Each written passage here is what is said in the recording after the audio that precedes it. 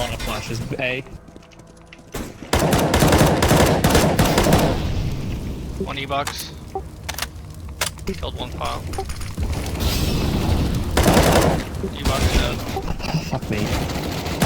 Center side, bomb yeah, dead. What's E-box?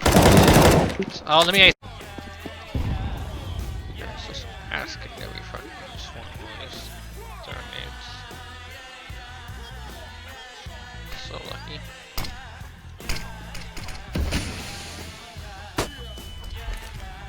Throwing fire. Laying down smoke.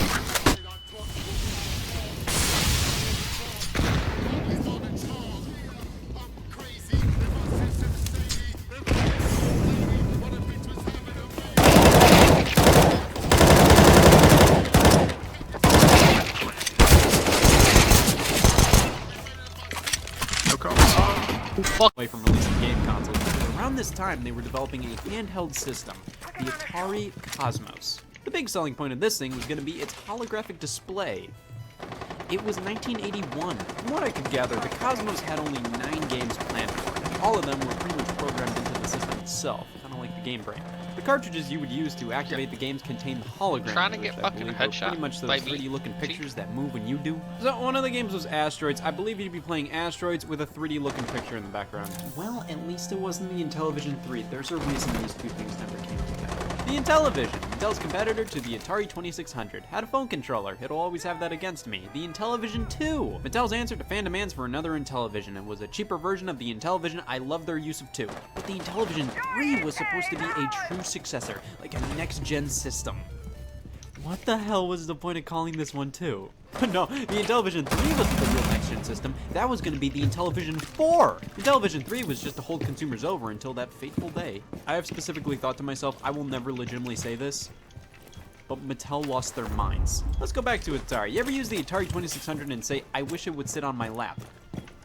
Just a little trick. Well, they almost had you covered. The CX2500 and CX2000. These were the budget versions of the 2600, but this time, with the controllers on the console itself. Sure, I mean, I'm open to bullshit. There was going to be the Atari 2700, which was basically a version of the 2600 with built-in wireless controllers. You could buy a wireless adapter for the original system, but sadly this variant never saw the light of day.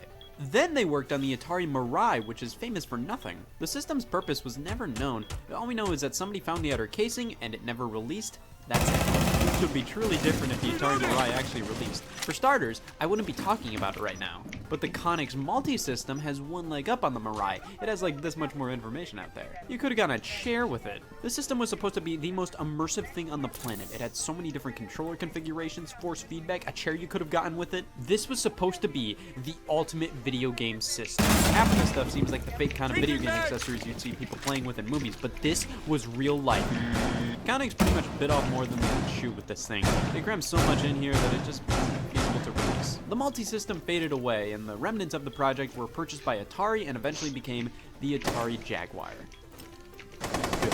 Speaking of the Jaguar, Atari was great to see how long it survived. This was scrapped to put more resources into the more powerful system.